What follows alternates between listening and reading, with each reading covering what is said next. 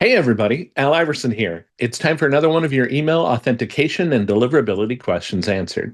This time around, we're talking Microsoft email compliance requirements again.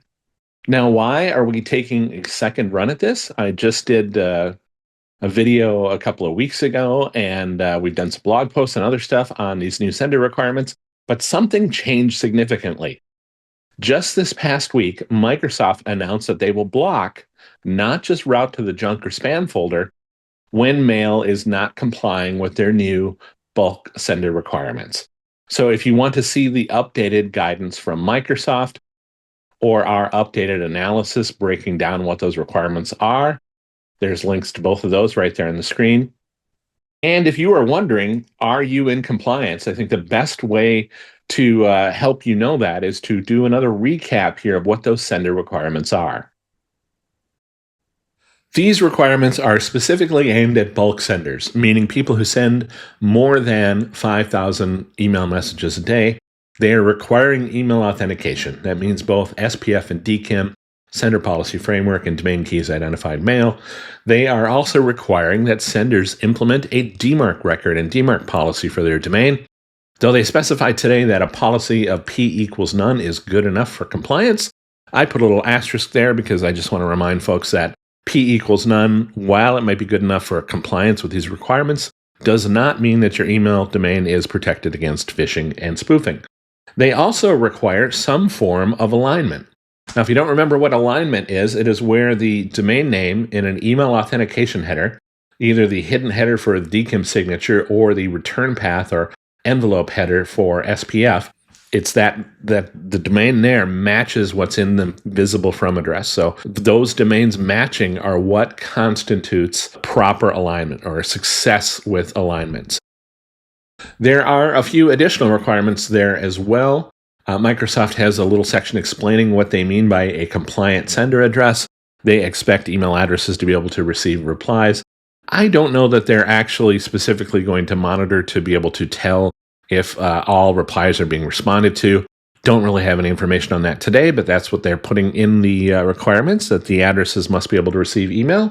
And there are also some common best practices, things that all savvy email marketers or newsletter senders, other bulk mail senders should really know about already, making it easy to unsubscribe, making sure they're tracking and processing bounces properly, employing proper best practices when it comes to list hygiene, and just transparency overall, making it clear what people are signing up for, that the mail's not going to surprise them, that you're not using third-party lists or purchased list data.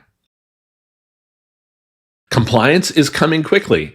Recorded this video for Friday, May 2nd, and compliance is going to start happening in just a couple of days here, starting Monday, May 5th. Microsoft is saying that non-compliant bulk mail will be rejected. And remember that this is updated guidance. Previously, Microsoft was saying that they were only going to route non-compliant bulk mail to the spam or junk folder. So if you're reading other guidance out there that says that non-compliant mail is going to go to the spam folder, that's why. That's where that's coming from. That is outdated prior guidance. So keep in mind here that if you're not complying, you're going to find mail rejected pretty quickly. Now, that can seem a little scary, but overall, this is very much a good thing because the more we do to ensure that more of the mail being sent into mailbox providers is authenticated properly, the better off we all are as far as keeping unwanted and bad stuff out of our own inboxes. And email authentication is really the cornerstone of that. And what's great here, in my opinion, is that we're sort of approaching a convergence of policy across these different mailbox providers, where they're starting to all have very similar policies. For example, here's a chart I put together of what I refer to as MAGY: Microsoft, Apple, Google, and Yahoo. They all have very similar email requirements now.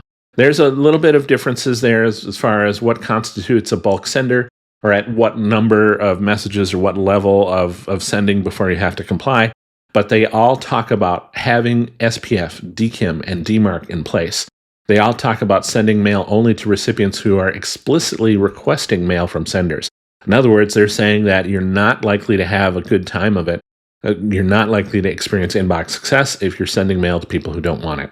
And so, mapping this all out, it's great to see that there is a form of parity here between these different mailbox providers, all sort of converging down to that similar level of requirement, best practices, especially when it comes to email authentication and DMARC. You want to learn more? There's links to all of that at the updated Microsoft announcement. Look for the enforcement timeline section to see the updated bit that talks about rejecting mail coming Monday, May 5th. We've updated our analysis as well on this. There's a link to that. If you have any questions about this too, you can always drop me an email at al.iverson@valamail.com. And if you're looking for more guidance, check out our 2025 Email Compliance Requirements Guide, where we break down everything I just shared with you, including an updated version of that chart, more detailed, in-depth guidance on how to ensure that you can comply with these new requirements across all of the top 4 mailbox providers. Find a link to it on the screen there or in the text above or below the video, depending on where you're watching this. And that's it for today. Keep in mind, if you have trouble complying with these requirements, you need insight into how DMARC works, need help setting it up, need reporting. That is stuff we do and we do well. Visit our website at valamail.com to get started on your DMARC journey today. And a special shout out to Alyssa, Katie, and Warren for all their help pulling all of this information together as these new Microsoft requirements have evolved. So thank you. I appreciate you. I appreciate all of you for watching. Have a great day, and I'll catch you in the next one.